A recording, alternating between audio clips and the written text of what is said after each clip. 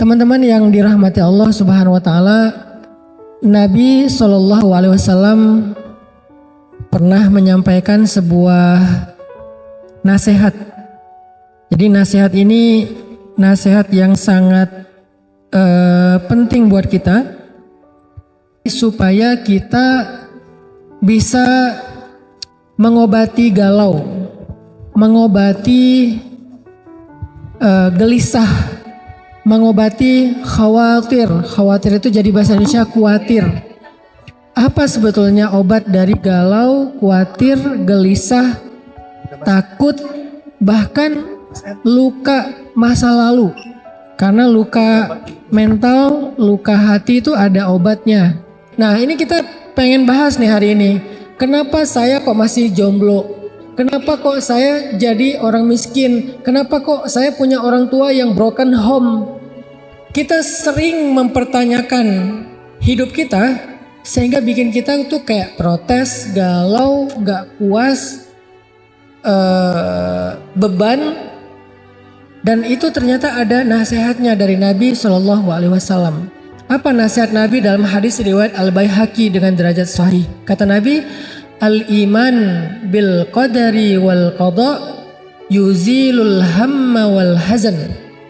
Ternyata kata Nabi, beriman kepada qada dan qadar atau takdir kalau bahasa kita akan menghilangkan alham dan hazan. Dua, alham dan hazan. Apa itu ham? Ham itu adalah khawatir tentang masa depan. Itu hammun, bahasa Arab. Mengkhawatirkan masa depan. Menggalaukan sesuatu yang belum terjadi. Itu namanya hammun.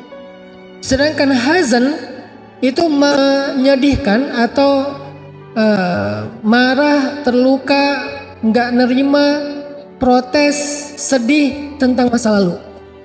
Jadi kalau ham itu sedih tentang masa depan, kita sebutnya galau, khawatir. Kalau hazan sedih tentang masa lalu, yaitu penyesalan, kemarahan, tidak menerima keadaan. Jadi ternyata dua penyakit ini, alham dan hazan, itu obatnya adalah rukun iman yang keenam. Apa? Percaya kepada qada dan qadar.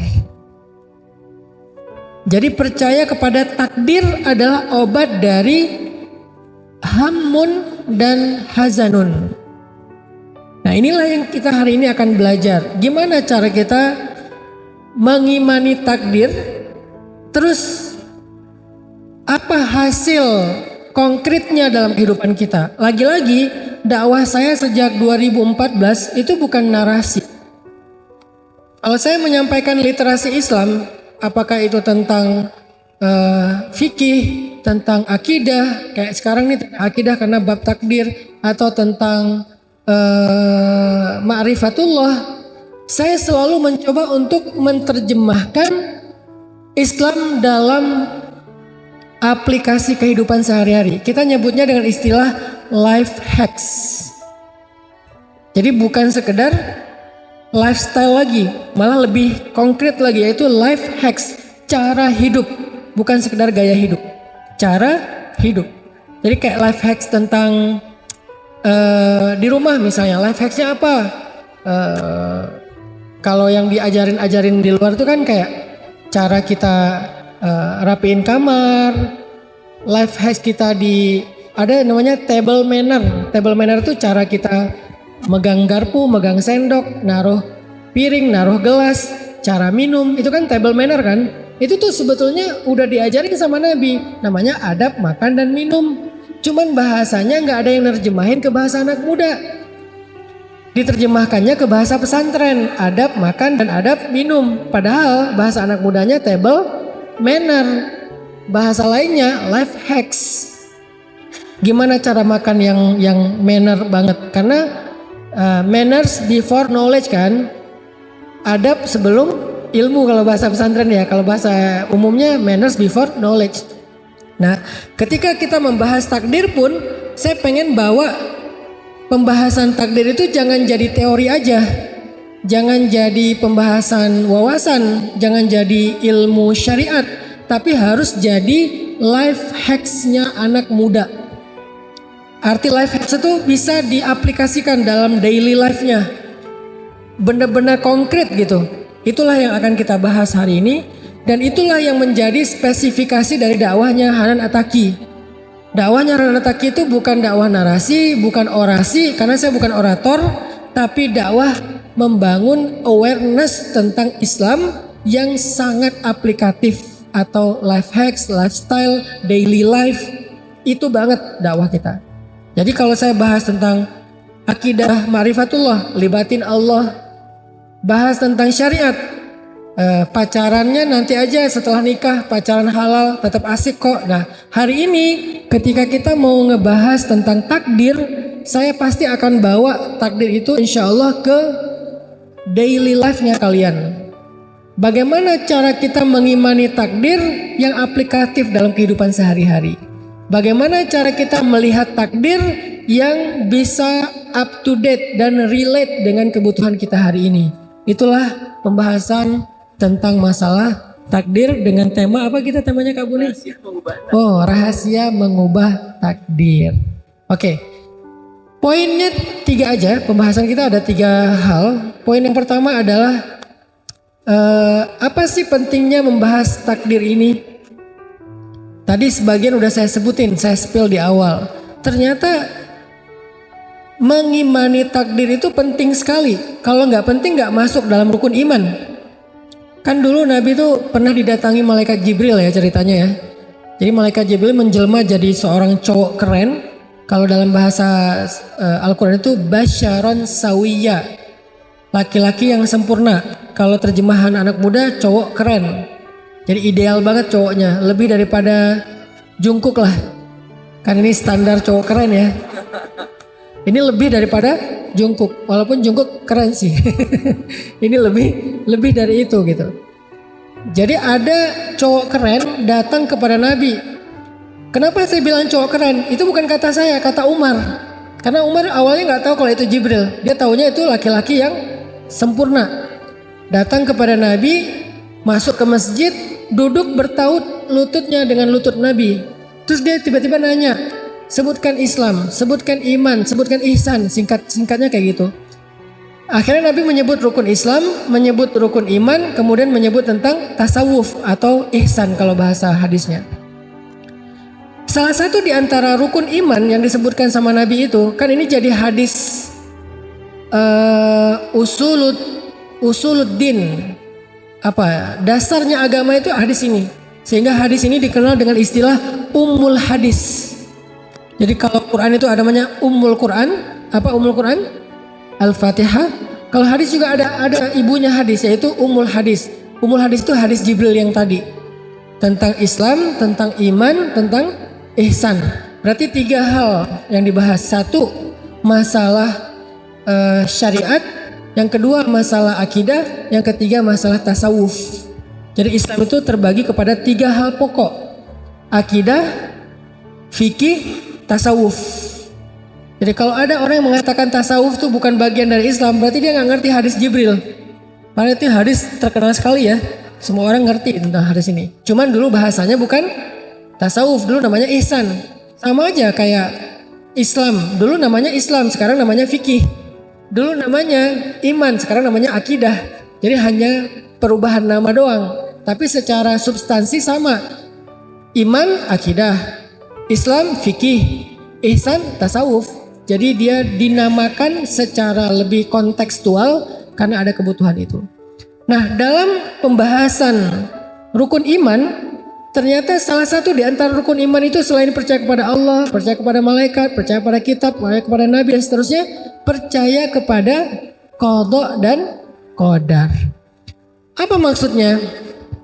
Gak mungkin kita disuruh percaya kepada sesuatu itu yang gak relate dengan kehidupan kita, itu gak mungkin. Gak mungkin kita disuruh percaya kepada sesuatu gak penting, gak mungkin. Karena rukun iman ini sifatnya fardu ain, semua orang harus dan harus utuh, gak boleh nggak boleh dipisah-pisah. Secara parsial tuh nggak boleh. Kalau rukun Islam boleh dipisah-pisah. Misalnya zakat ya. Kalau kita nggak mampu ya nggak berzakat. Puasa, kalau kita nggak mampu ya berarti fidyah. Kalau nggak mampu qadha.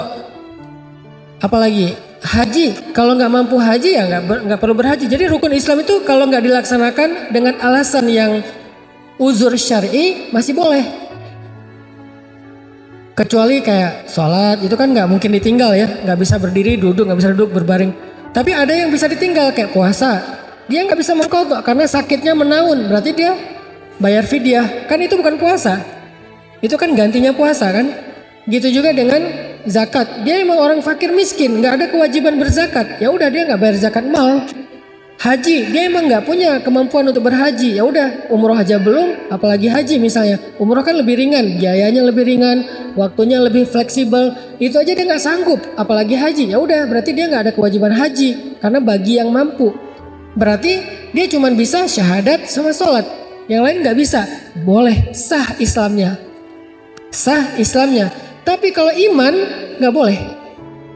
Saya percaya pada Allah aja deh. Kalau malaikat tergantung malaikatnya dulu. Kalau malaikat Israel saya nggak percaya karena takut gitu kan. Kalau malaikat Mungkar Nakir malas ditanya-tanya melulu di dalam kubur. Kalau malaikat Malik saya takut juga, penjaga neraka. Kalau saya senangnya Jibril, Mikail, Ridwan ya. Kenapa? Mikail kan bawa rezeki, bawa jodoh gitu. Kalau Jibril bawa wahyu. Jibril aja saya agak males sih, karena setiap dia turun bawa perintah, bawa larangan. Itu tuh Yahudi banget tuh. Karena orang Yahudi nggak suka sama malaikat Jibril, makanya nggak ada orang Yahudi yang anaknya dikasih nama Gabriel. Rata-rata nama anak mereka itu Michael. Dan direkam oleh Al-Quran. Yang memusuhi Jibril berarti memusuhi Allah, kata Allah kan. Kenapa? Mereka tuh gak suka sama Gabriel. Soalnya Gabriel setiap turun bawa perintah. Mereka kan gak suka diperintah-perintahin. Mereka pengen bebas. Mereka sukanya sama malaikat Mikail yang setiap turun bawa rezeki. Dan gak boleh dipisah-pisah malaikat itu. Begitu juga para nabi. Saya mah senangnya sama ngefansnya sama Nabi Sulaiman. Karena dia kayak sakti gitu. Saya ngefansnya sama Nabi Musa karena dia kuat. Saya ngefansnya sama Nabi Yusuf karena dia ganteng. Gak bisa. Semua nabi itu harus kita yakini, kita imani, gak boleh dipisah-pisah. Walaupun kita umat Nabi Muhammad, kita berimannya kepada semua nabi dan rasul. Cuman mengikuti ajaran Nabi Muhammad, tapi mengimani semua nabi dan rasul. Iman tuh gak bisa dipisah-pisah. Begitu juga kitab. Saya mah Quran aja. Enggak, kita Quran juga, ya Taurat juga, ya Injil juga sebelum dirubah. Tapi mengikuti ajaran Al-Quran yang penggenap, penyempurna ajaran yang lain. Tapi kita meyakini bahwa Taurat itu kitab Allah, Injil itu firman Allah. Cuman yang menyempurnakannya Al-Quran, nggak bisa dipisah. Al-Quran pun gitu, nggak boleh. Ini ayat poligami saya nggak mau, nggak bisa. Wah ini ayat riba saya nggak mau, bagi laki-laki senangnya riba biar cepat bisnisnya, nggak bisa. Jadi ayat ya semuanya dari mulai Bismillahirrahmanirrahim Al-Fatihah sampai minal jinnati wan nas an-nas, nggak ada satupun huruf yang boleh kita abaikan atau kita tolak. Kayaknya saya lam mim aja deh, alifnya enggak. Jadi pas baca Al-Baqarah lam mim, loh kok lam mim? Soalnya aku malas dengan alif. Kenapa kok malas dengan alif? Mantan aku namanya Alif misalnya ya. Nggak bisa, semua huruf sama, diyakini semuanya. Jadi satu huruf aja kita tolak dalam keyakinan, berarti kita ditolak imannya. Iman tuh kayak gitu teman-teman. Makanya, tapi Ustadz boleh nggak kita misalnya belum mampu mengamalkan, itu masuknya ke Islam bukan iman. Misalnya nih bab riba, kita harus ada keyakinan bahwa ya riba itu emang nggak boleh, harus yakin itu. Tapi kalau belum mampu berarti imannya benar, Islamnya belum sempurna gitu aja. Belum mampu mengamalkan. Belum mampu mengamalkan. Kita harus yakin yang namanya hijab menutup aurat itu wajib, yakin. Tapi kalau auratnya belum sempurna ditutup, ya itu berarti babnya bab Islam bukan bab iman. Imannya udah utuh, hanya Islamnya lagi bertahap, berproses. Jadi dalam bab iman kita nggak boleh satu pun dikurangin, nggak boleh. Termasuk masalah takdir. Jadi di antara rukun iman ada takdir yang disebut dengan qadha dan qadar. Gak boleh dipisah. Saya percaya takdir yang baik-baik aja deh. Yang buruk-buruk saya kayak gimana ya? Masa sih harus kayak gitu? Nah gak bisa. Kita yakini semuanya. Kenapa yakini semuanya? Berarti pasti ada kebaikan di dalamnya. Gak mungkin Allah menyuruh kita meyakini sesuatu yang gak ada kebaikan di dalamnya, itu gak mungkin. Maka itulah pentingnya belajar takdir. Belajar takdir sebetulnya bukan belajar doktrin, bukan. Kesannya kayak kita dipaksa, bukan. Belajar takdir itu adalah belajar untuk healing. Karena kata Nabi tadi apa? Beriman kepada qadha dan qadar bisa menghilangkan dua penyakit hati, al-hammu wal hazan. Dan itu adalah healing, self healing buat kita. Bisa mengobati diri kita. Terhadap apa? Terhadap dua penyakit. Penyakit khawatir tentang masa depan, apapun namanya, bisa galau, bisa khawatir, bisa gelisah, dan seterusnya. Dan penyakit sedih tentang masa lalu, yang dikenal dengan istilah hazan. Bisa sakit hati, bisa luka tentang masa lalu, bisa dendam, bisa marah, bisa trauma, apalagi macam-macam variannya. Dua penyakit ini bisa sembuh kalau kita benar-benar tahu bagaimana beriman kepada takdir. Jadi belajar takdir itu bukan belajar doktrin. Saya paling gak suka Islam itu disampaikan secara doktrin ya. Saya gak suka. Kenapa? Gak fair. Sehingga kita gak siap dengan serangan orang-orang liberal. Kalau kita belajar Islam secara doktrin, kita nggak akan siap dengan logika-logika orang liberal. Berarti kita nggak punya pertahanan. Begitu datang logika orang liberal, kita langsung, oh kayaknya ini yang benar nih. Lebih logis soalnya. Saya selama ini belajar Islam nggak pernah logis. Dipaksa aja sama orang tua saya, ya udah saya nurut. Tapi sekarang saya kan udah dewasa, saya bisa berpikir sendiri. Yang dijajalin adalah pemikiran liberalisme, sekularisasi. Akhirnya kita ya terpengaruh. Makanya dalam pandangan saya nggak bisa kita ngajarin Islam itu secara doktrin. Islam itu emang harus logis, dan Islam itu emang logis kok, nggak usah dipaksain. Logis. Siapa bilang udah terima aja, nggak usah banyak tanya? Nggak gitu cara belajar Islam. Untuk anak kecil ya, kan ini udah remaja, harus belajar secara lebih logis. Apa kebutuhan kita kepada materi Islam? Kenapa kita belajar takdir? Udah terima aja takdir, emang kayak gitu dari sononya. Ayatnya jelas, qala Allah wa qala Rasul. Nggak bisa. Kenapa? Kalaupun kita ambil, kita nggak kuat. Begitu datang badai logika liberalisasi, langsung roboh itu karena kita nggak punya pertahanan, nggak punya reason, nggak punya jawaban, nggak punya alasan, nggak punya sebuah awareness, kesadaran. Kenapa kita begini? Makanya belajar takdir selama ini kan kita disuruh hafal kan, rukun Islam udah hafal, rukun iman udah hafal, bahkan sifat-sifat Allah 20 udah hafal. Mungkin yang lebih serius lagi udah hafal aqaid khamsin, 50 akidah. Sifat Allah yang wajib, sifat Allah yang mustahil, sifat Allah yang jaiz, sifat Nabi yang wajib, sifat Nabi yang mustahil, sifat Nabi yang jaiz. Kita udah hafal aqaid 50. Tapi tahu nggak apa maksudnya? Terus ngerti nggak aplikasinya dalam kehidupan kita apa? Kalau cuma hafalan itu bukan pertahanan, itu adalah sebuah bahan. Kalau kita nggak tahu cara ngeraciknya, bahan itu tetap mentah. Makanya hari ini kita akan bahas dari sekian banyak materi Islam, satu aja, yaitu tentang beriman kepada takdir. Apa relevansinya dalam kehidupan kita? Ternyata beriman kepada takdir itu obat hati. Ternyata beriman kepada takdir itu adalah self healing. Ternyata beriman kepada takdir itu adalah awareness yang paling tinggi. Kalau kita nggak belajar takdir, kita nggak punya awareness tentang diri kita. Tentang self awareness tuh nggak muncul. Kita nggak, apa saya tuh apa ya? Kenapa ya? Hidup saya ini apa ya? Kenapa ya? Nggak tahu. Sehingga nggak punya self awareness. Kalau nggak punya self awareness, kita tuh mudah dipengaruhi. Jadi belajar takdir itu yang Allah udah terapkan udah Allah rumuskan dalam rukun iman, emang penting sekali. Jadi belajar rukun iman itu yang penting, selain percaya kepada Allah dan seterusnya, itu semuanya penting. Salah satunya ya tadi, kebutuhan anak muda adalah self healing, self awareness, self improvement, supaya akhirnya kita bisa tumbuh dengan pertumbuhan yang baik sebagaimana Sayyidah Maryam. Sayyidah Maryam itu salah satu contoh takdir loh. Kan ayah ibunya berharap punya anak laki-laki kan. Terus tiba-tiba pas lahir, karena dulu nggak bisa di USG ya, pas lahir perempuan. Aku melahirkan anak perempuan dan tidaklah sama laki-laki dengan perempuan, kan gitu ayatnya.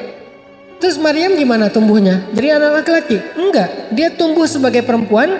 Fa'ambataha nabatan hasan, dan dia tumbuh dengan pertumbuhan yang sangat baik sebagai perempuan.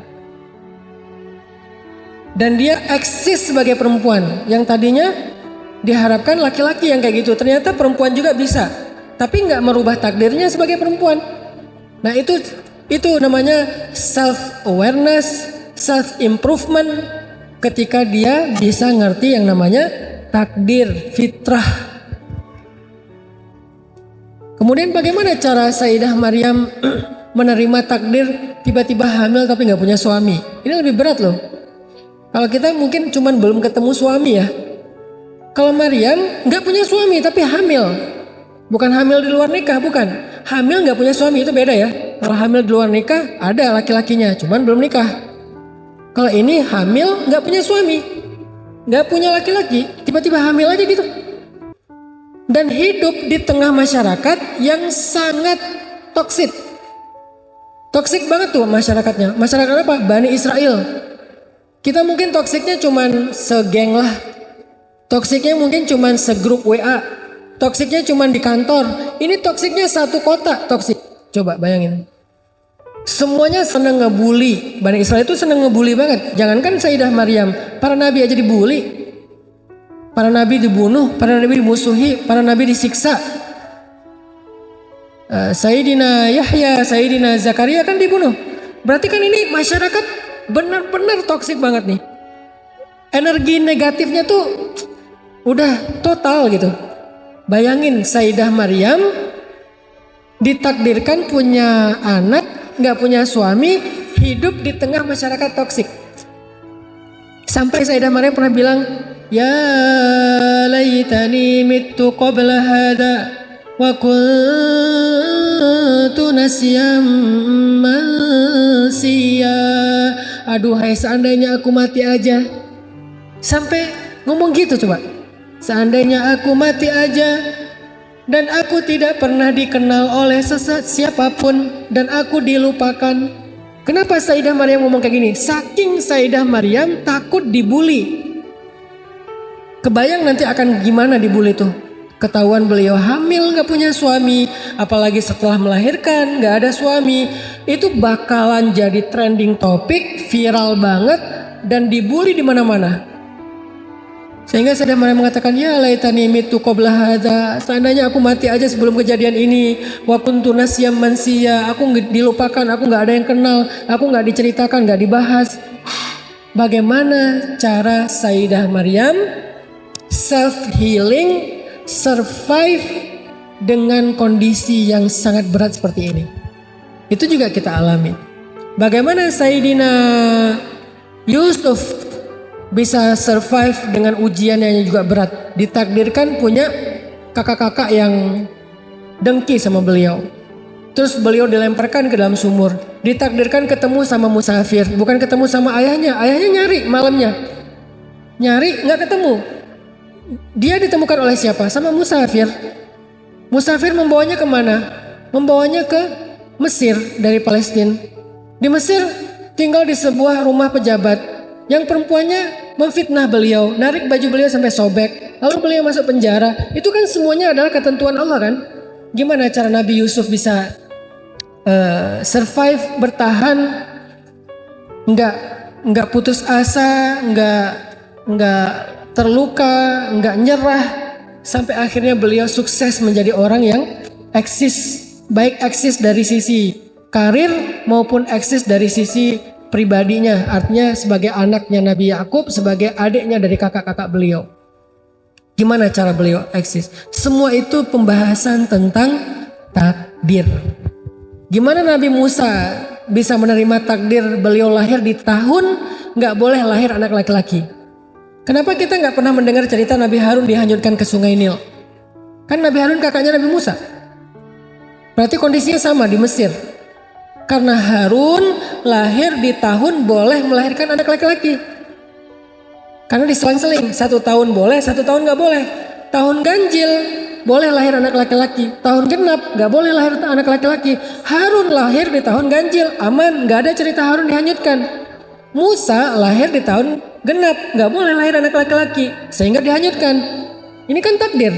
Kenapa sih nggak ditunda beberapa bulan lah, biar lahirnya di tahun ganjil gitu, sehingga nggak ada adegan hanyut segala macam. Kenapa sih Allah mentakdirkannya harus hanyut? Kenapa nggak dibawa lari aja, dibawa hijrah aja ke negeri yang lain sama ibunya? Kenapa malah disuruh hanyutkan ke Sungai Nil? Udah dihanyutkan, kenapa takdirnya malah masuk ke selokan yang membawanya ke istana Firaun? Bukankah mau dihindari dari Firaun, kok malah ke sana, ke rumahnya Firaun? Kenapa nggak hanyutnya ke Sudan? Kan Mesir Sudan Sungai Nil tuh. Kenapa nggak hanyutnya ke negeri yang lain yang jauh? Dan banyak lagi pertanyaan-pertanyaan takdir. Tapi pada masa itu mereka tidak mempertanyakan takdir, teman-teman. Kok bisa?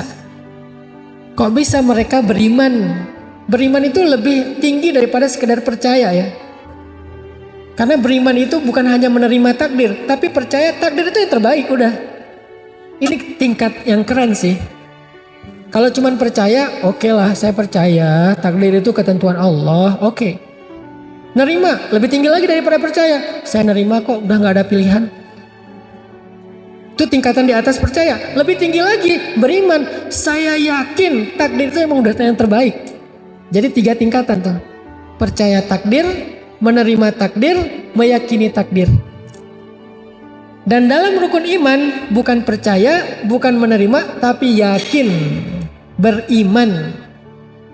Ini kalau mau dibedah teman-teman. Berarti ada di level kita menganggap takdir itu sebagai anugerah. Kita menganggap takdir itu sebagai kebaikan. Kita merasa beruntung karena takdir kita. Itulah tingkatan orang yang beriman yang paling tinggi. Beriman kepada takdir. Beruntung saya begini. Alhamdulillah saya begini. Alhamdulillah saya begitu. Alhamdulillah suami saya ini. Kalau orang yang percaya takdir, saya percaya suami saya itu adalah takdir saya. Tapi ya udahlah. Ini percaya. Saya terima kok suami saya sebagai takdir karena gak ada pilihan. Ini menerima. Tapi suami saya itu emang yang terbaik dalam hidup saya. Itu beriman. Beda ya. Begitu juga laki-laki. Saya gimana ya? Emang udah takdir Allah istri saya itu namanya percaya. Tapi masih ngegerutu gitu. Masih masih komplain ya. Masih komplain. Ya gimana lagi ya? Ya emang udah takdir Allah. Saya percaya kok itu memang udah ketentuan dari Allah, gimana lagi? Dia masih komplain. Tingkatan di atasnya. Ya udahlah, terima aja. Memang udah gitu takdir saya. Ya apa yang ada ya saya terima. Itu di atasnya lagi, udah nggak komplain tapi udah nerima. Cuman belum meyakini. Di atasnya lagi, istri saya itu memang yang terbaik yang Allah pilihkan untuk saya. Itu namanya beriman kepada takdir. Pekerjaan juga gitu, ngambil jurusan juga gitu. Fitrah kita sebagai laki-laki atau perempuan juga gitu. Tinggi dan rendah juga kayak gitu. Hitam dan putih juga kayak gitu. Mancung dan pesek juga kayak gitu. Semuanya ada tingkatan percaya, ada tingkatan menerima, ada tingkatan beriman. Orang yang percaya, saya percaya kok kalau hidung saya tuh emang Allah yang cipta, emang kayak gini hasilnya. Saya percaya ini ciptaan Allah, bukan hasil ibu saya ini salah makan apa, bukan. Emang ciptaan Allah, hidung saya kayak gini misalnya. Tinggi saya sekian, warna kulit saya kayak gini. Ya udah saya percaya. Tapi bisa nggak ya dirubah? Orang yang percaya masih bisa menolak, masih bisa pengen merubah fitrah. Bisa nggak dirubah? By the way, skincare bukan merubah ciptaan Allah. Setuju Ibu? Skincare adalah merawat ciptaan Allah, bukan merubah. Yang merubah ciptaan Allah itu adalah bukan filter. Yang merubah ciptaan Allah filter. Lebih parahnya lagi, Avatar, udah pakai filter nggak puas, diganti jangan avatar, jadinya anime. Ya. Apalagi yang merubah ciptaan Allah, alis dikeruk, yang tadinya horizontal bagus tiba-tiba jadi setengah vertikal diagonal gitu. Kayak Dragon Ball ya. Jadi maksudnya orang yang percaya belum tentu nerima. Bisa jadi dia percaya ini takdir Allah, tapi dia protes. Kenapa ya Allah? Kok warna saya kayak gini? Saya pengen kayak bule-bule tuh. Bule-bule pengen kayak kita kan aneh ya. Kenapa bule-bule pada berjemur? Biar hitam. Kenapa kita pakai sunblock tebal-tebal? Kalau ada 100 SPF kita pakai 100 SPF. Kenapa? Biar nggak hitam ya. Itulah manusia. Dia percaya itu ciptaan Tuhan, cuman dia nggak nerima. Ada yang udah tingkatannya ya udahlah, hidung saya memang udah kayak gini, kulit saya memang udah kayak gini, saya terima lah gitu ya. Tapi nggak meyakini itu yang terbaik. Itu namanya nerima. Kalau beriman, alhamdulillah ya Allah saya hitam. Dan hitam itu manis, nggak ada putih manis kan? Hitam manis ya. Saya suka lagu-lagu timur sih. Hitam-hitam manis apa yang apa? Banyak ya lagu-lagu timur yang kita suka dengar gitu di mobil. Itu kan hitam manis kan? Hitam manis itu, hitam itu campurnya manis. Putih. Ya manis juga. Ini namanya nerima. Ya udahlah kulit saya hitam, saya terima aja lah. Udahlah saya nggak mau protes. Tapi orang yang beriman, alhamdulillah kulit saya hitam. Alhamdulillah rambut saya keriting. Alhamdulillah ayah saya ini, alhamdulillah ibu saya ini, alhamdulillah pasangan saya ini, alhamdulillah anak saya ini, alhamdulillah pekerjaan saya ini, alhamdulillah. Dia alhamdulillah terus, itu namanya beriman kepada takdir. Bukan cuman percaya, bukan cuman nerima, tapi yakin itulah yang terbaik. Itulah yang disebut dengan beriman kepada takdir, teman-teman. Kalau udah sampai ke level itu, makanya kata Nabi, hilanglah hammun wal hazan. Hilanglah rasa khawatir, hilang juga rasa kecewa. Kalau udah sampai di level beriman. Tapi kalau masih percaya atau nerima, belum tentu hilang. Ustadz, saya percaya kok ke takdir, tapi kenapa saya masih gelisah? Karena masih percaya, belum beriman. Ustadz, saya nerima kok ketentuannya hidup saya kayak gini, kenapa masih sedih, kecewa? Karena baru nerima, belum beriman. Ayatnya, hadisnya, beriman. Kata Nabi, al-imanu bil qada'i wal qadar, beriman kepada qada dan qadar, bukan percaya, bukan nerima, tapi beriman, meyakini inilah yang terbaik. Meyakini inilah yang terbaik. Terus kenapa kok judulnya merubah takdir? Nanti kita bahas. Karena merubah takdir kesannya kayak gak nerima ya. Pengen dirubah aja, boleh gak Ustadz? Saya kembali masuk ke mesin waktu, kembali ke masa lalu, gak jadi nikah sama orang ini misalnya. Boleh gak saya cari yang lain aja, saya nyesel nikah sama dia. Ini kan berarti dia percaya tapi gak nerima, sehingga dia pengen merubah. Apakah itu maksud dari judul merubah takdir? Nah nanti kita bahas. Makanya satu-satu ya, bahas takdir ini angle-nya beda sama yang teman-teman biasa dengar kan. Biasanya kan dengar takdir itu ya udah, kalau gak masuknya ke, kadang kalau pembahasan versi orang liberal ya, karena masuknya kalau nggak ke Jabariyah ya Qadariyah. Bahaya banget tuh. Kalau nggak Qadariyah, Jabariyah. Qadariyah itu apa? Hidup kita itu kita yang tentukan. Kita punya pilihan, kita punya kehendak, kita yang menentukan baik buruknya. Semuanya itu believe in yourself. Agak materialistis dan liberal. Nggak percaya kepada ketentuan Allah. Kita tuh harus mengandalkan diri kita sendiri. Kita nggak bisa ngandalin orang lain. Kita nggak bisa berharap ke siapa-siapa. Kita lah yang menentukan masa depan. Kita yang berusaha menjada wajada. Nah, ini jadinya ke arah apa? Qadariyah. Sehingga nggak ada peran Tuhan di situ. Kalau nggak ada peran Tuhan, ya udah nggak usah berdoa. Nanti muncul pertanyaan yang agak nakalnya apa? Ngapain sih rajin-rajin sholat? Emang kalau udah rajin sholat hidup kamu berubah? Gitu, itu Qadariyah banget tuh. Warnanya warna Qadariyah. Emang kalau kamu udah rajin ngaji, hidup kamu bakal bahagia? Bukankah hidup itu tergantung kita? Itu tuh Qadariyah banget. Cuman istilahnya bukan Qadariyah sekarang. Istilahnya apa? Believe in yourself. Sebetulnya ini adalah awareness dengan warna Qadariyah, aliran sesat yang ada di zaman dahulu. Dulu aliran sesat akidah tuh banyak. Ada Khawarij, ada Syiah, ada Mu'tazilah, ada Qadariyah, ada Jabariyah. Yang belajar sejarah akidah tahulah. Banyak banget, lebih daripada 100 aliran. Yang kemudian diluruskan lagi sama Ahlus Sunnah wal Jamaah yang inisiatornya adalah Abu Hasan Al-Asy'ari sama Abu Mansur Al-Maturidi. Kita mengenalnya dengan istilah akidah Ahlus Sunnah wal Jamaah atau akidah Asy'ariyah. Itu meluruskan akidah setelah menyimpang. Beda sama sahabat, sama. Kenapa nggak balikin aja ke sahabat? Sama, balik ke sahabat dan Nabi. Cuman karena penggagasnya adalah Abu Hasan Al-Asy'ari, dikenal dengan istilah nama akidah Asy'ariyah. Sebetulnya akidah Asy'ariyah itu akidah Nabi dan para sahabat, salafus sholih. Jadi jangan dibikin seolah-olah aswaja dengan Nabi dan sahabat itu kayak berbeda gitu ya. Sehingga kita kembali aja kepada Nabi dan sahabat. Asy'ari mah belum tentu benar. Asy'ari itu memurnikan akidah setelah menyimpang. Di tahun kedua Hijriah, di abad kedua Hijriah terjadi penyimpangan akidah. Tadi ada Qadariyah, ada Jabariyah, ada banyak varian, Mu'tazilah juga. Sehingga karena menyimpangnya luar biasa, datanglah Abu Hasan Al-Asy'ari untuk meluruskan kembali, mengembalikan, mentajdid, memperbaharui seperti akidahnya Nabi dan sahabat. Maka sejak saat itu dikenal dengan istilah Ahlus Sunnah wal Jamaah atau akidah Asy'ariyah. Jadi bukan aliran baru, itu bukan. Itu fitnah. Kalau mengatakan Asy'ariyah itu adalah aliran baru, itu fitnah.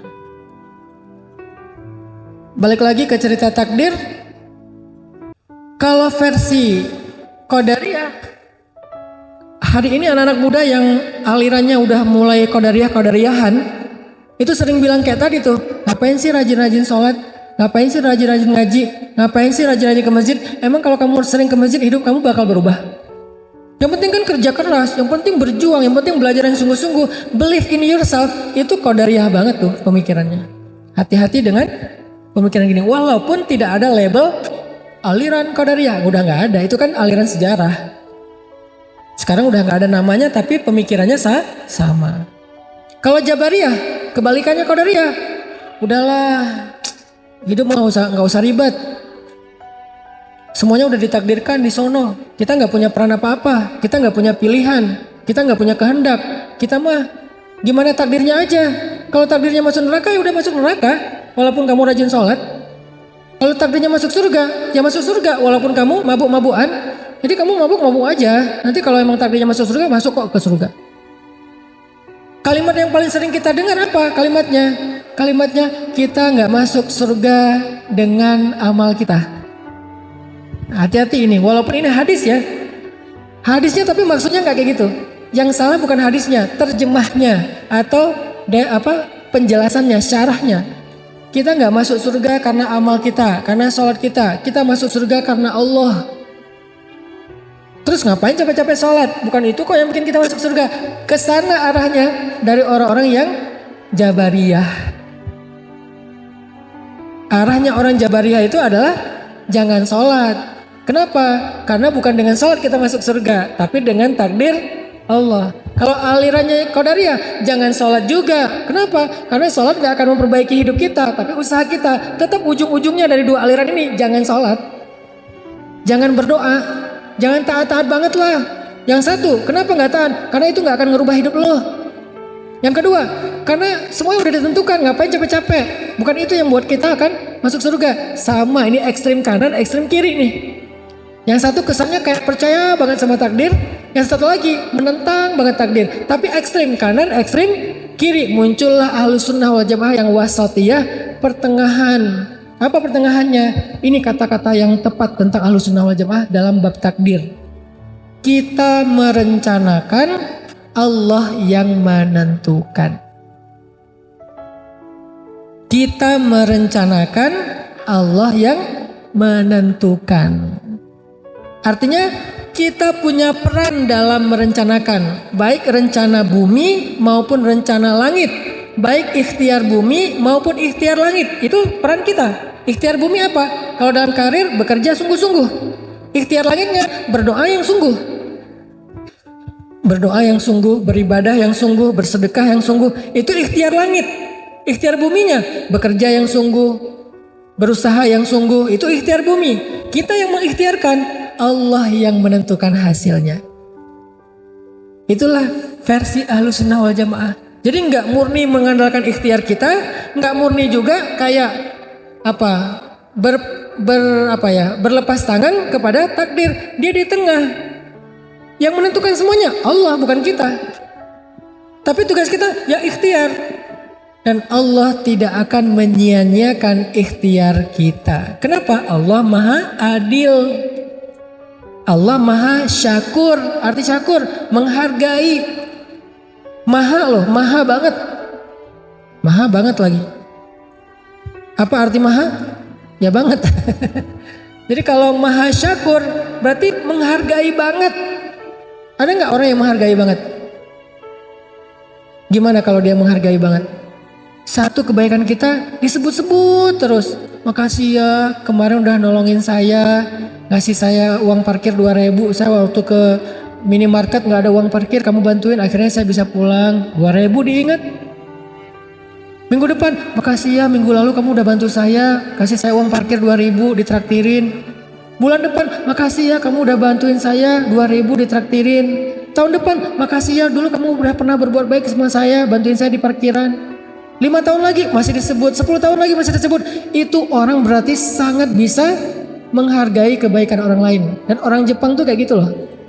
Yang saya kenal ya, karena saya beberapa kali ke sana dan punya teman juga di sana, baik muslim maupun non muslim. Saya punya teman di Jepang yang non muslim. Saya punya teman di Korea opa-opa yang non muslim, dan dia adalah pemain sinetron The Sassy Girl.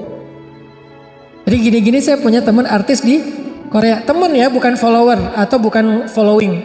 Emang teman. Dekat, namanya Opa Chan. Dia non muslim, tapi alhamdulillah. Jadi teman saya yang Opa Korea itu, yang kemarin saya pas ke sana, dia baru pertama dia tahu Islam tuh pas ketemu. Karena sebelumnya dia kayak nggak respect gitu sama Islam, soalnya dia dianggap tuh kayak kaku atau apa. Pas ketemu saya, karena dianggap kayak ini Islam kok main ya, kok entertain, jadi akrab. Nah maksudnya mereka tuh orang yang sangat menghargai kebaikan orang lain. Udah 5 tahun masih diingat. Saya pernah kemarin pas lagi main snowboard ya di Jepang ya, ngisi taklim di salju kan. Terus ada salah satu orang Jepang asli dengerin taklim saya, habis kita main snowboard dia denger taklim.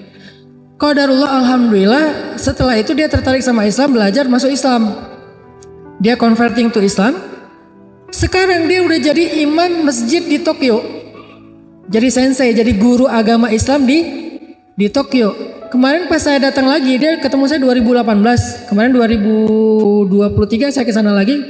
Dia nyamperin, pas tahu poster saya ada kajian di Jepang, dia nyamperin. Saya udah lupa kan. Dia bilang, "Ustadz, ingat nggak dulu waktu di gunung mana gitu, saya juga lupa nama gunungnya. Saya dengar taklim Ustadz.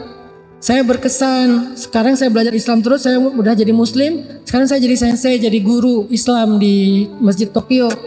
Itu karena asbab Ustadz gini. Dia ingat kebaikan itu. Saya juga udah lupa. Itu yang namanya mindfulness of others. Ingat banget dengan orang lain. Allah lebih dari itu karena Allah asy-syakur. Jadi kalau manusia aja ada yang ingat kebaikan kita bertahun-tahun, Allah udah pasti lebih. Sehingga nggak mungkin takdir Allah itu dalam rangka menzolimi kita. Takdir Allah dalam rangka menyia-nyiakan amal kita. Anni la udhi'u amala amilin minkum min dzakarin wa unsa. Aku tuh nggak pernah nyanyain amal kalian, baik laki-laki maupun perempuan, kata Allah. Semuanya ada balasannya. Walaupun mithqala dzarrah, walaupun sekecil butiran padi, Allah menghargai itu. Makanya dalam bahasa kita tadi, kita merencanakan, Allah yang menentukan. Tetapi Allah pasti menentukan yang terbaik buat kita. Itu yang dimaksud dengan beriman kepada takdir. Jadi beda sekali antara percaya takdir dengan beriman takdir. Apa bedanya? Percaya takdir cuman tahu ya ini saya diciptakan sebagai laki-laki, itu Allah yang ciptakan. Percaya saya. Tapi belum tentu menerima. Tapi kenapa ya kok laki-laki, kan saya pengen jadi perempuan. Kalau mau kayak gitu, saya tuh lebih Bisa mempertanyakan, suara saya ini udah cocok nih. Saya paling sebel kalau nelpon operator tuh. Halo, halo, ada yang bisa dibantu bu? Bu, saya berewokan, saya bilang. Kalau mau mempertanyakan, artinya percaya takdir itu cuman percaya bahwa itu adalah ketentuan Allah, tapi belum tentu nerima. Di atas percaya, nerima, ya udah deh saya terima aja, suami saya kayak gitu, emang udah takdir dari Allah. Istri saya kayak gitu, emang takdir dari Allah. Saya jomblo, emang takdir dari Allah. Saya masuk fakultas ini salah jurusan, emang takdir dari Allah. Saya terima aja lah, udah saya jalanin aja. Itu baru nerima. Tingkatan di atas percaya. Yang paling keren itu beriman. Inilah yang terbaik. Kita percaya, yakin bahwa inilah yang terbaik. Oh, suami ini, inilah yang terbaik untuk saya. Istri yang ini, inilah yang terbaik untuk saya. Harta segini, inilah yang terbaik untuk saya. Karirnya begini, inilah yang terbaik. Itu baru disebut dengan beriman kepada takdir. Lebih tinggi dari percaya, lebih tinggi dari nerima. Meyakini itu yang terbaik. Baru muncul hadis al-imanu bil qada wal qadar yuzilul hamma wal hazan. Beriman, meyakini takdir itu yang terbaik akan menghilangkan rasa khawatir tentang masa depan dan juga rasa menyesal atau sedih tentang masa lalu. Itu healing buat anak muda. Itu self healing. Itu self awareness. Barulah dengan itu kalian bisa self improvement, mengembangkan diri kalian. Gak bisa kalian self improvement dengan memprotes takdir. Gak bisa kalian self improvement masih dengan mempertanyakan kenapa harus begini. Gak bisa. Saya pulang dari Mesir, beres kuliah di Mesir, saya pulang ke rumah ke kampung istri saya di Jawa Timur. Di Jawa Timur 6 bulan baru istri saya diundang untuk ngajar bahasa Arab di Bandung karena istri saya juga di Mesir. Dia ngajar di Bandung. Pas saya sampai di Bandung awal-awal, kita tinggal tuh di rumah tempat pembuangan sampah. Karena kita nggak sanggup ngontrak rumah ya, jadi kita tinggal di sebelah pembuangan sampah. Kak Buni tahu banget lokasinya, itu masih kumuh sampai sekarang. Kalau saya mempertanyakan takdir, saya waktu itu mungkin akan bertanya kenapa kayak gini. Kenapa saya saking miskinnya pernah makan sampah loh. Nasi yang dibuang orang, karena saya lapar banget 3 hari nggak makan, saya cari nasi bekas buangan orang yang masih layak dimakan, saya makan. Kenapa harus kayak gitu? Kalau mau mempertanyakan takdir, nggak nerima. Walaupun saya percaya itu dari Allah, tapi pertanyaannya kenapa? Kan itu berarti belum nerima ya, baru percaya ya. Tapi karena saya beriman, nggak mungkin sia-sia, nggak mungkin ini buruk. Pasti ada kebaikan di dalamnya. La'allahu khair. Bahasa kita, semoga ada hikmahnya kan gitu ya. Saya percaya banget itu. Wa asa an takrahu syai'an wa huwa khairul lakum. وعسى أن تحبوا شيئا وهو شر لكم والله يعلم وأنتم لا تعلمون. Bisa jadi kalian benci sesuatu padahal itu baik untuk kalian.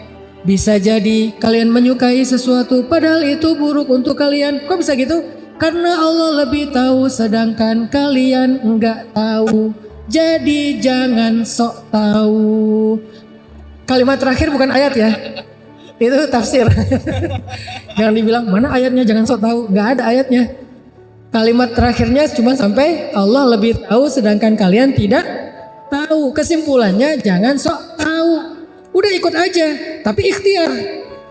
Jangan qadariyah yang mengandalkan ikhtiar tapi nggak percaya Allah. Jangan jabariyah yang pasrah-pasrah aja nggak mau ikhtiar. Jadilah ahlus sunnah wal jamaah di tengah-tengah. Kita ikhtiar, Allah yang menentukan. Kita percaya ketentuan Allah itu yang terbaik dan Allah menghargai ikhtiar kita.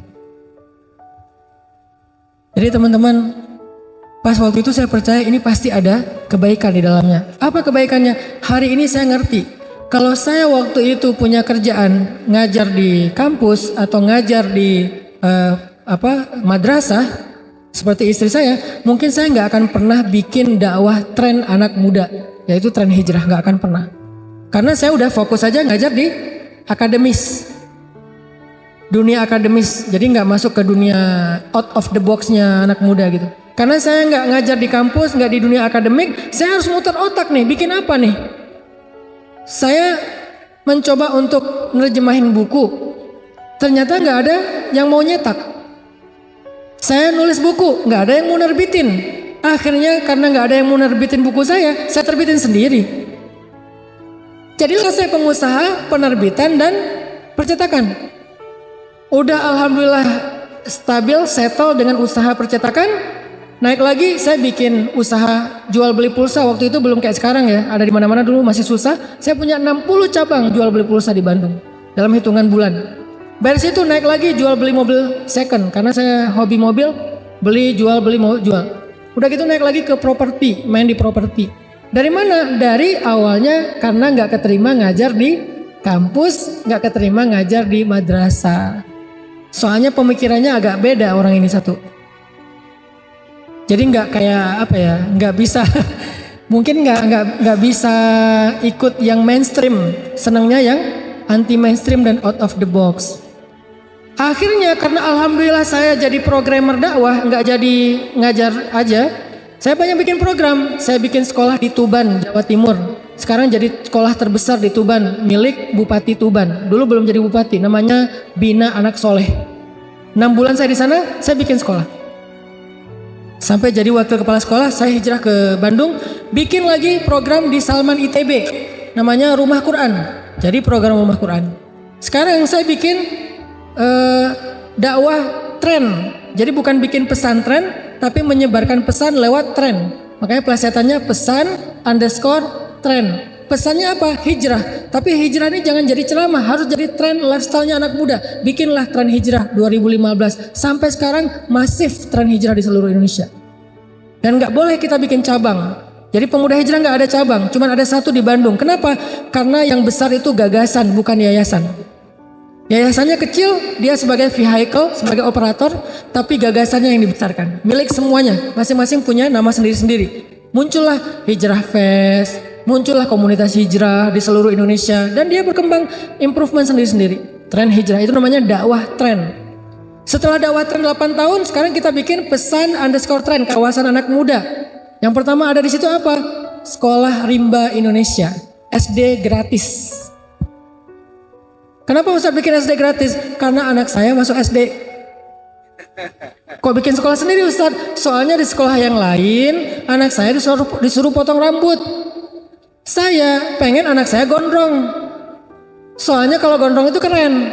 Dan Nabi juga kan rambutnya sepundak dan nggak jorok, nggak keurus, tetap rapi, tetap berminyak, tetap indah, tetap good looking ya. Makanya saya pengen Yahya itu rambutnya gondrong, agak ikal, ala-ala pantai banget lah. Pas masuk ke TK sama gurunya disuruh potong rambut. Saya bilang ya udah bikin sekolah. Bikinlah sekolah Rimba Indonesia. Tagline-nya di sini boleh panjang rambut. Emang kalau orang yang gondrong tuh nggak rapi? Ya tergantung dia ngerawat rambut ya. Ada yang pendek tapi nggak bersih misalnya. Tapi yang panjang bersih bisa aja. Akhirnya bikin sekolah Rimba.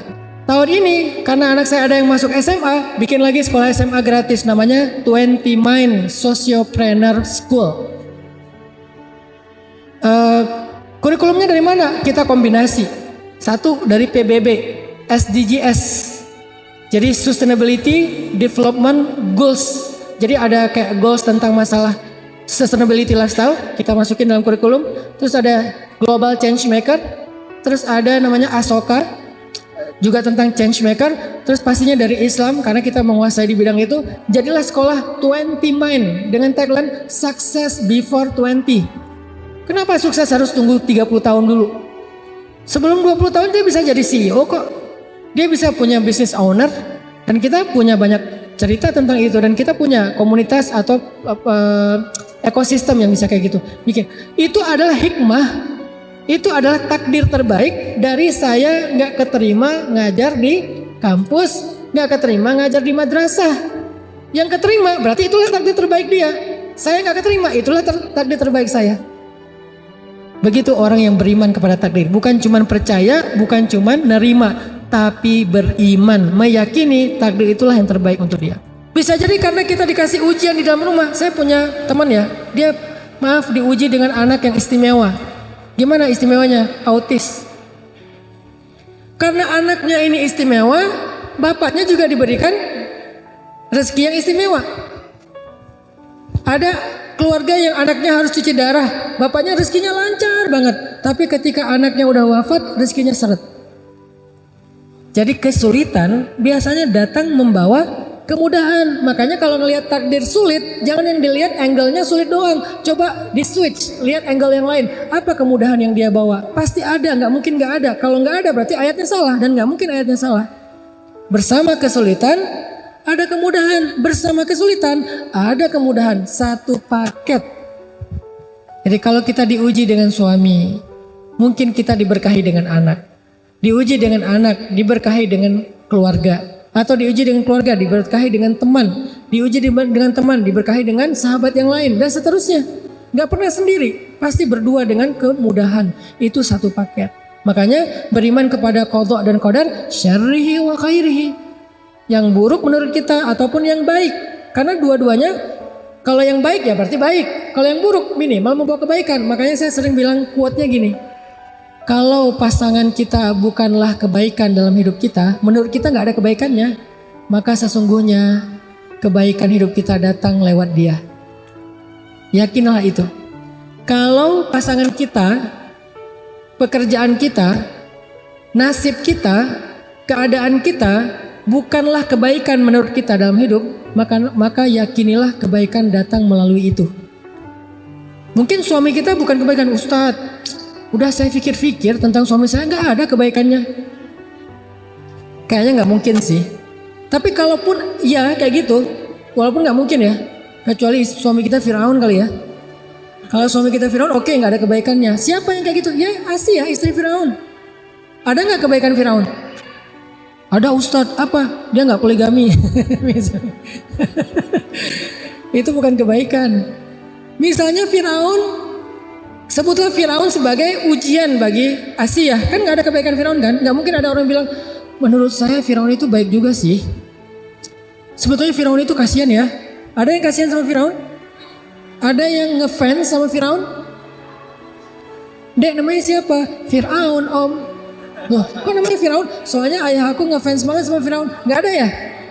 Mau orang Islam, mau orang Nasrani, mau orang Yahudi, gak ada yang ngefans sama yang namanya Firaun. Lintas agama loh, itu musuh bersama itu. Saking gak ada kebaikannya Firaun. Kalau ada satu saja kebaikan Firaun, Allah udah kasih dia hidayah. Karena Allah gak akan menyanyiakannya ya. Karena gak ada sama sekali kebaikan Firaun, makanya gak dikasih hidayah. Makanya dia dibinasakan. Nah, kok Asia dikasih suami yang gak ada kebaikan sedikit pun? Kalau Asia boleh bilang memang gak ada kebaikan pada suami saya. Kalau kita gak bisa sih. Memang suami kita Firaun. Suami saya, emang suami ibu siapa? Ustadz. Firaun bukan Firman. Ya tetap ada kebaikan. Kalaupun menurut kita nggak ada kebaikan, kayak Firaun misalnya, maka sesungguhnya kebaikan datang melalui Firaun. Apa kebaikannya Asia melalui Firaun? Dengan ujian Firaun, Asia bersabar, maka Allah berikan kebaikan yang sangat besar kepada Asia. Apa? Satu, Allah jadikan Asia itu satu dari 4 perempuan sempurna di muka bumi. Cuma ada 4. Asia, Sayyidah Maryam, Sayyidah Khadijah, Sayyidah Fatimah. Kok gak ada Aisyah? Aisyah itu perempuan istimewa. Beda kategori. Kalau yang ini istimewa, yang ini sempurna. Beda-beda. Semuanya juga baik, semuanya juga keren. Cuman beda istilah. Khadijah, Fatimah, Maryam, dan Asia perempuan sempurna. Allah sempurnakan dia justru karena kekurangan lewat suaminya. Satu. Kedua, apalagi kebaikan Asia yang sangat besar justru datang bersama kesulitan Firaun. Allah jaminkan Asia masuk surga. Bahkan Asia sudah bisa melihat surganya dibuka hijab ketika Asia masih di bumi. Masih di bumi bisa ngelihat surga. Sehingga wafatnya walaupun tersiksa dalam keadaan tersenyum. Kenapa kok malah tersiksa tapi tersenyum? Karena melihat surganya. Mencium aroma surga, merasakan indahnya angin surga, melihat pemandangan surga yang akan ditempati, sehingga rasa siksaannya Asia itu nggak kerasa, ketutup sama indahnya nikmatnya surga. Itu namanya fa inna ma'al usri yusra, inna ma'al usri yusra. Itu poin kedua tentang takdir. Poin pertama, pentingnya belajar takdir ternyata untuk healing. Poin kedua, gimana cara kita ngelihat takdir? Lihatlah takdir dengan iman, dengan husnuzon billah, berbaik sangka kepada Allah. Nggak boleh kita ngelihat takdir seperti kacamata qadariyah, bahwa semuanya kita yang tentukan, atau kacamata jabariyah bahwa semuanya udah diatur, kita mah nggak ada peran apa-apa, jadi nggak usah ngapa-ngapain. Tapi kita melihat takdir dengan iman dan husnuzon, yakin bahwa ini yang terbaik. Mau yang kita anggap buruk, apalagi yang kita anggap baik, itulah yang terbaik. Kalau yang kita anggap baik, ini udah paling terbaik, nggak ada yang lebih baik lagi dari ini untuk kita. Kalau yang kita anggap buruk, bersama dia ada kebaikan, atau di dalamnya ada kebaikan, kita aja yang menganggapnya buruk. Pakai surat Al-Baqarah, wa asa an takrahu syai'an huwa khairul lakum. Pakai surat An-Nisa, wa asa an takrahu syai'an wa yaj'alallahu fihi khairan katsira. Pakai surat Al-Insyirah, fa inna ma'al usri yusra, inna ma'al usri yusra. Ini poin kedua cara kita memandang takdir. Baru poin yang ketiga, apakah takdir bisa berubah? Coba teman-teman sekalian buka firman Allah di dalam surat Ar-Ra'd ayat 39. Ada berita gembira buat kita di dalam ayat ini. Surat Ar-Ra'd ayat 39. A'udzu billahi minasy syaithanir rajim. Bismillahirrahmanirrahim. Yamhullahu ma yasha'u wa yuthbit. Yamhullahu ma yasha'u wa yuthbit wa 'indahu ummul kitab. Apa artinya? Allah menghapus apa yang Dia kehendaki dan menetapkan, dan di sisinya lah ada ummul kitab. Pertanyaannya, apa maksud dari ayat ini menghapus dan menetapkan? Sekurang-kurangnya ada 3 tafsiran dari para ulama tafsir, tetapi kita memilih tafsiran yang ketiga karena itu jumhur, mayoritas pendapat ulama. Pendapat yang pertama yang dihapus itu adalah syariat. Syariat terdahulu dihapus dengan datangnya Rasul yang berikutnya. Syariat Islam menghapus syariat Nasrani dan Yahudi karena dia menyempurnakan. Di dalam Islam sendiri ada ayat nasikh mansukh, ada hukum syariat yang dihapus dan yang menghapus. Contohnya tentang waris. Dulu di zaman Madinah sebelum Fathu Makkah, itu tuh hukum waris tuh beda dengan sekarang. Hukum warisnya gimana? Dulu saudara angkat itu menjadi ahli waris, boleh mendapatkan warisan dari saudara angkatnya yang meninggal. Kalau orang Ansor meninggal, saudara angkatnya dari Muhajirin itu mendapatkan hak warisan sama seperti anak. Makanya dulu ada mu'akhad bainal Muhajirin wal Ansor, ada persaudaraan antara Muhajirin dengan Ansor. Saudara angkat itu bisa mendapatkan warisan dari keluarga angkatnya sebelum Fathu Makkah, karena Muhajirin masih miskin, masih susah. Setelah Fathu Makkah, hukum itu dirubah karena nggak ada kebutuhan lagi. Maka setelah Fathu Makkah, saudara angkat tidak lagi boleh menerima warisan dari keluarga saudara angkatnya. Dia boleh menerima hibah dan seterusnya. Tapi kalau warisan nggak bisa, hanya anak biologisnya, dan itu sesuai dengan pernikahan. Kalau biologis tapi tidak pernikahan juga nggak dapat. Nah, ini artinya menghapus. Ini tafsiran pertama ya. Banyak contoh-contoh yang lain. Yang kedua, yang menghapus di sini apa? Dosa. Dengan taubat Allah menghapus dosa. Jika Allah berkehendak Allah mengampuni, jika Allah berkehendak Allah mengazab. Itu yang pendapat kedua. Jadi kalau kita bertobat dosa kita dihapuskan. Kalau kita zikir dosa kita dihapuskan. Kalau kita sholat dosa kita dihapuskan. Orang yang sholat 5 waktu sehari itu kayak orang yang mandi di sungai sehingga nggak ada lagi kotoran di tubuhnya, dihapuskan. Itu tafsiran yang kedua.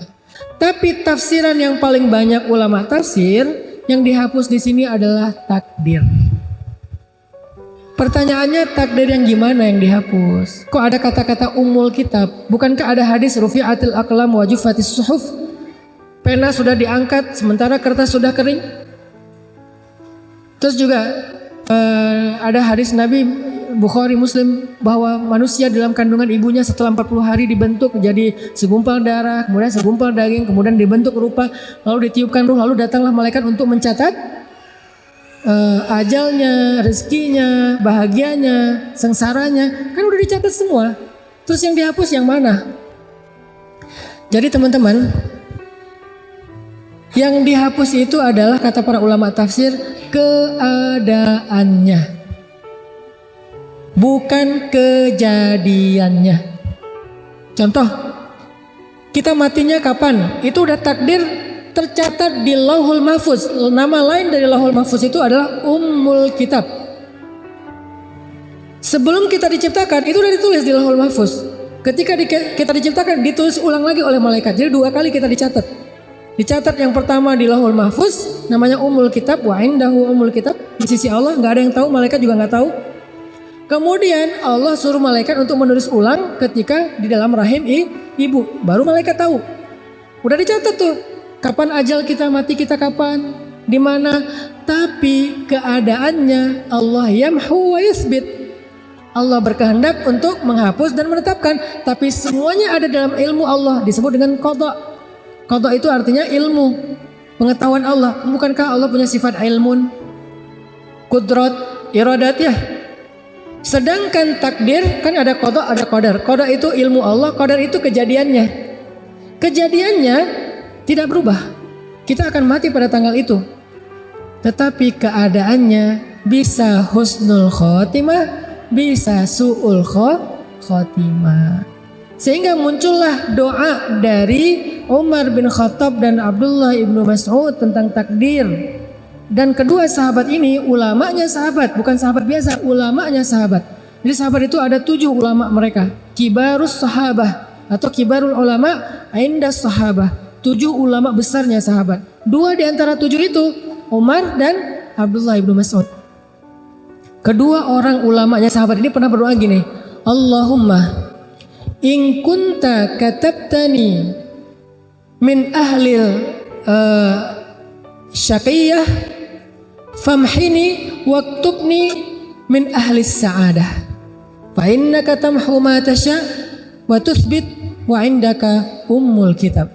Ya Allah, seandainya engkau mencatat aku termasuk orang yang sengsara, yang celaka, yang gak bahagia, hapuslah catatanku dan gantilah aku menjadi orang yang bahagia. Engkau menghapus apa yang engkau kehendaki dan menetapkan, dan di sisimulah Ummul Kitab. Umar bin Khattab pernah melakukan perjalanan dari Madinah ke satu negeri. Di tengah jalan tiba-tiba dapat berita bahwa negeri itu sedang diserang wabah yang menular. Kalau di kita tuh kayak pandemi yang kemarin ya. Nah, pas Umar tahu di sana itu lagi ada wabah dan menular, Umar balik arah pulang, nggak jadi lanjut. Terus orang-orang nanya kepada Umar, afirarun min qadarillah ya Amirul Mukminin? Apakah kita lagi lari nih dari takdir Allah wahai Amirul Mukminin? Apa jawaban Umar? Naam, firarun min qadarillah ila qadarillah. Ya, kita lagi lari dari satu takdir Allah ke takdir yang lain. Apa maksudnya? Kita lari berharap mendapatkan takdir yang baik, menghindar takdir yang buruk. Takdir yang maksud di sini apa? Keadaannya. Dan semua itu ada di dalam ilmu Allah. Semua itu tercatat di Lauhul Mahfuz. Makanya tugas kita berikhtiar, merencanakan, berharap, meminta kepada Allah. Allah yang mengubahnya. Iyasya yamhu wa iyasya yuthbit. Kalau Allah berkehendak ya Allah hapus, kalau Allah berkehendak ya Allah tetapkan. Tapi semuanya adalah ketentuan Allah dan Allah maha adil kepada hambanya. Jadi kita matinya tetap di tanggal yang sama, tapi dalam keadaan yang Allah berkehendak seperti apa dan kita berharap yang terbaik. Begitu juga jodoh. Jadi siapa jodoh kita misalnya ditetapkan? Si Agus misalnya. Mas Agus. Ya udah nggak akan jadi bagus, ya Agus saja, nggak ditambah B ya. Jadi Agus tetap Agus. Tapi kalau kita belum berdoa kepada Allah meminta takdir yang baik, bisa jadi Agus ini dijengkelin. Bisa jadi kita dengan Agus ini nggak happy, ribut terus, panas terus keadaannya, nggak ada rasa, dingin. Tapi begitu kita, ya Allah, jika Engkau takdirkan aku dengan Agus ini ribut terus, hapuslah ya Allah, ganti dengan romantis. Tiba-tiba dia pulang kerja bawa bunga. Tiba-tiba dia nelpon, kamu udah makan belum? Loh kan hari ini puasa. Oh ya maaf. Tiba-tiba dia meluk kita, sayang sama kita, kata-katanya romantis. Tiba-tiba kita muncul rasa yang sangat besar kepada dia. Itu takdir Allah. Nah kita minta kepada Allah yang terbaik. Orangnya nggak berubah, tapi keadaannya berubah. Anaknya nggak berubah, tapi kesolehannya berubah. Pekerjaannya nggak berubah, tapi keberkahan rezekinya berubah. Dan kita meyakini semua itu adalah yang terbaik di sisi Allah. Ada cerita, Nabi pernah cerita gini. Nanti di hari kiamat ada 4 orang yang masuk neraka karena dia ahli maksiat, dosa, banyak dosanya. Setelah lama di neraka, keempat orang ini dikeluarkan dari api neraka, dihisap ulang. Apakah dosanya udah habis atau masih sisa? Ketika dihisap, ternyata dosanya masih banyak. Saking banyaknya dosa, udah diazab masih banyak dosanya. Lalu kata Allah kepada malaikat, masukkan mereka lagi ke dalam neraka. Ketika mereka mau dibawa ke neraka, salah satu dari 4 orang ini menoleh dan mengatakan, "Ay Rabbi, ya Allah, ma zonantu annaka satu'iduni ilan nar." Ya Allah, saya nggak pernah berpikir zon ya. Saya nggak pernah berpikir Engkau akan memasukkan saya lagi ke api neraka. Justru saya berpikir Engkau akan memasukkan saya ke surga ya Allah. Saya pikir Engkau sudah mengampuni dosa saya ya Allah. Saya nggak pernah berpikir Engkau akan memasukkan saya lagi ke dalam neraka. Dia husnuzon kepada Allah. Dia husnuzon kepada Allah. Kemudian Allah berfirman kepada para malaikat, wahai malaikat, benarlah hambaku dengan prasangkanya, maka dengan rahmatku masukkanlah dia beserta 3 temannya ke dalam surga. Bayangin, orang yang takdirnya masuk neraka, Allah rubah jadi masuk surga hanya dengan berbaik sangka kepada Allah. Itu dahsyatnya berbaik sangka kepada Allah. Sehingga seneraka apa sih hidup kita? Coba, seneraka apa hidup kita? Sama nggak dengan neraka? Yang nggak jauh. Jadi kalau neraka aja bisa berubah menjadi surga, apalagi hidup kita yang nggak neraka-neraka banget sih. Walaupun kita bilang hidup saya neraka banget, Ustaz, enggak, jauh dari neraka. Kita aja nggak tahu gimana azab api neraka ya. Hidup kita tuh nggak neraka sama sekali, walaupun nggak surga-surga banget juga sih. Hidup kita tuh nggak neraka-neraka banget. Jadi ngapain kita berputus asa seolah-olah nggak bisa bahagia? Orang yang dari neraka aja Allah takdirkan masuk surga dengan berbaik sangka kepada Allah. Sama kayak cerita Nabi tentang umat Nabi Musa. Nabi Musa pernah nanya ke Allah, kan Nabi Musa itu kalim ya, bisa bicara dengan Allah. Rabbi, kata Nabi Musa, siapa umatku yang paling rendah derajatnya, yang paling telat masuk surganya? Kata Allah, umatmu yang paling rendah derajatnya itu tuh laki-laki buta yang paling telat masuk ke tempat ibadah. Dicari sama Nabi Musa, oh ini nih orang tua buta, kalau ibadah pasti masbuk, istiqomah banget masbuknya, bertahun-tahun masbuk aja. Ke ma'bad, ke tempat ibadahnya Nabi Musa, dia pasti telat. Ini nih orang yang paling rendah nih. Suatu saat dia wafat. Ketika dia wafat, Nabi Musa nanya kepada Allah, ya Rabbi, di neraka mana dia sekarang setelah dia wafat? Kata Allah, Musa, dia di dalam taman-taman surga. Kuburnya seperti taman surga. Nabi Musa heran, ya Rabbi, bukankah dia itu orang yang paling rendah, yang paling terakhir dapat nikmat surga? Kenapa kuburnya bukan jadi lubang neraka, apa malah jadi taman surga? Apa kebaikan dia ya Rabbi? Padahal dia orang yang paling rendah, harusnya kami duluan yang masuk surga. Kenapa dia duluan? Maksudnya surga kubur ya. Lalu Allah menjawab, Musa, suatu hari dia diajak jalan sama teman-temannya di apa istilahnya tuh? Dituntun. Dia diajak jalan sama temannya, dituntun sampai ke sebuah taman yang sangat luas, indah, nikmat. Terus temannya bilang, taman ini luas banget ya, kata temannya. Terus dia bilang gini, enggak, sesungguhnya rahmat Allah lebih luas. Dia cuma ngomong gitu, berbaik sangka kepada Allah. Enggak, sesungguhnya rahmat Allah itulah yang paling luas. Wahai Musa, benarlah hambaku, rahmatku luas. Maka dengan rahmatku, aku rubah takdirnya menjadi ahli surga. Sama kayak nenek di zaman Nabi Musa juga. Nabi Musa itu ceritanya banyak banget, baik dalam Al-Quran maupun di hadis. Kan di Al-Quran itu cerita yang paling panjang selain cerita Nabi Muhammad, Nabi Musa ya. Ada di banyak surat kan. Di dalam hadis juga Nabi pernah bercerita tentang nenek-nenek yang minta anak. Ya Nabi Allah, berdoalah kepada Allah supaya saya punya anak. Nabi Musa, ya Allah ini ada nenek-nenek yang minta anak. Kata Allah, Musa takdirnya dia gak akan punya anak. Nek maaf ya, Allah udah mentakdirkan nenek gak punya anak. Oh iya, pulang. Besok balik lagi, ya Nabi Allah, doakan kepada Allah saya punya anak. Kan udah kemarin, siapa tahu hari ini berubah. Ya Allah, nenek yang kemarin minta anak. Musa, takdirnya gak akan punya anak. Nek, kata saya juga, sabar ya gak akan punya anak. Walaupun dialognya gak gitu-gitu banget sih. Ini storytelling. Oh iya, pulang lagi. Lusa datang lagi. Nabi Musa doain saya punya anak. Kan udah kemarin. Siapa tahu hari ini berubah. Ya Allah, nenek yang kemarin takdirnya gak akan punya anak. Nek, sabar aja. Takdir nenek emang gak akan punya anak. Ya udahlah. Ya pulang. Gak balik-balik lama. Setelah sekian lama datang-datang bawa bayi. Nabi Musa, tangannya nggak gini sih. Nabi Musa, nenek yang dulu iya, ini siapa? Ini anak saya. Anak saya gimana maksudnya? Ya anak biologis saya. Nenek ini pakai bahasa biologis, ilmiah banget. Ini anak saya, ini anak kandung saya kalau bahasa orang dulu ya. Gimana ceritanya nenek bisa punya anak? Ya tanya aja ke Allah. Ya Allah, gimana cerita si nenek bisa punya anak? Allah bilang, setiap kali dia datang kepadaku berharap punya anak, aku jawab takdirnya gak akan punya anak. Dia pulang dengan mengatakan, Ya Rahim, irhamni. Ya Rahim, irhamni. Ya Allah, Ya Rahman, Ya Rahim, Maha Penyayang, kasihanilah saya. Wahai Maha Pengasih, kasihanilah saya. Wahai Maha Pengasih, kasihanilah saya. Engkau pasti kasihan sama saya. Engkau pasti gak tega sama saya. Berbaik sangka sama Allah.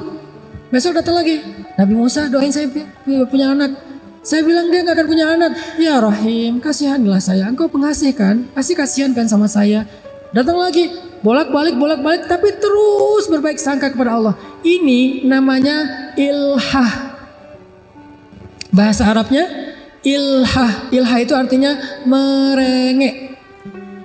Dan Allah suka hamba yang merengek. Bahasa lain dari ilhah, awwah. Dan Nabi yang paling awah itu Ibrahim. Karena Ibrahim itu awahun. Awah itu artinya da'a. Da'a itu artinya kalau meminta itu berulang kali dan lama terus minta yang sama. Sebagaimana Nabi Ibrahim minta anak sampai 50 tahun. Nabi Zakaria minta anak juga 50 tahun. Gak pernah berubah. Kita baru sehari 2 hari. Ya udahlah kayaknya gak dikabulkan. Mana ilhahnya? Alihu ila rabbikum, ilhahlah kepada, merengeklah kepada Rabb kalian. Allah itu pasti akan menghargai rengekan kita. Gak terganggu loh, gak enak loh merengek sama Allah, ntar Allah repot. Siapa bilang Allah repot? Allah sibuk tapi gak repot. Emang Allah sibuk sih? Kulla yaumin huwa fi sya'an. Setiap hari Allah sibuk, tapi wala ya'uduhu hifdhuhu, mah gak pernah repot. Akhirnya karena nenek ini merengek berbaik sangka sama Allah, kata Allah, dengan rahmatku aku rubah takdirnya sehingga dia punya anak. Makanya rubah takdir itu adalah hak Allah, tapi Allah maha adil, maha syakur. Sehingga Allah berfirman dalam hadis qudsi, wahai hamba-hambaku, sesungguhnya aku mengharamkan kepada diriku zalim, maka janganlah kalian berlaku zalim kepada sesama kalian. Allah aja mengharamkan dirinya dari sifat zalim. Gak mungkin Allah zalim sama kita. Berarti Allah itu adil, kebalikan dari zalim kan? Allah itu adil. Kalau kita berbaik sangka, Allah pasti menunjukkan persangkaan kita. Kalau kita berharap, Allah pasti gak akan mengecewakan kita. Kalau kita meminta, Allah pasti ngabulin permintaan kita. Pasti dengan kehendak Allah. Sehingga Allah yang berkuasa, yamhu wa yuthbit, menghapus dan menetapkan. Tetapi Allah juga maha adil dan maha syakur. Semoga 3 poin ini bisa menjelaskan maksud dari beriman kepada takdir dalam konteks kehidupan kita. Sekarang apapun masalah kita, coba lihat itu dari angle iman kepada takdir. Bukan cuma percaya, bukan cuma nerima, tapi meyakini itu yang terbaik. Tapi kata kuncinya kita mengusahakan, kita merencanakan, kita mengikhtiarkan, Allah yang menentukan, dan Allah pasti menentukan yang terbaik untuk kita. Kalau kita anggap itu buruk, maka bisa jadi di dalamnya ada kebaikan atau keburukan itu membawa kebaikan.